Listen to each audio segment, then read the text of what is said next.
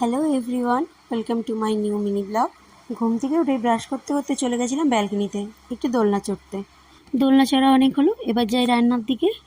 বিহানের বাবা যেহেতু সকালের টিফিন আর দুপুরের লাঞ্চ নিয়ে যায়, তাই রান্নাটা সকাল সকালই আমি করে ফেলি। তোমাদের দাদা ভাইয়ের যেহেতু লেট হয়ে যাবে, তাই আর ভিডিও ক্লিপগুলো নিয়ে নিই রান্না। কালকে যেহেতু একটু রিচ খাওয়ার হয়ে গেছিলো, আজকে রান্নাটা একদম সিম্পল করেছি। পেঁয়াজের ডাল, বেগুন ভাজা, আলু ফুলকপি ভাজা। তোমাদের দাদাভাই যেহেতু ডিউটি চলে গেছে, এবার বসলাম এই মহারাজের সেবা করতে। বাবাইকে খাওয়ানো কমপ্লিট, এবার চলে যাই ছাদে। এই দেখো আমাদের মালবেরি গাছ। মালবেরি ফল কার কার ভালো লাগে অবশ্যই কমেন্ট করে বলবে। এবার দেখো আমাদের আমড়া গাছ।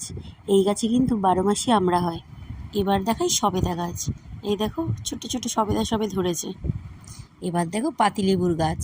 এই গাছেও কিন্তু সারা বছর লেবু থাকে। নিজেদের গাছের ফল একটা হোক বা 100টা, খেতে কিন্তু খুব ভালো লাগে। এবার দেখো জলপাই গাছ। এখনো কিন্তু আরো অনেক গাছ আছে, সেগুলো না হয় পরের ব্লগে দেখাবো। আজ এইটুকুই, দেখা হচ্ছে নেক্সট ব্লগে।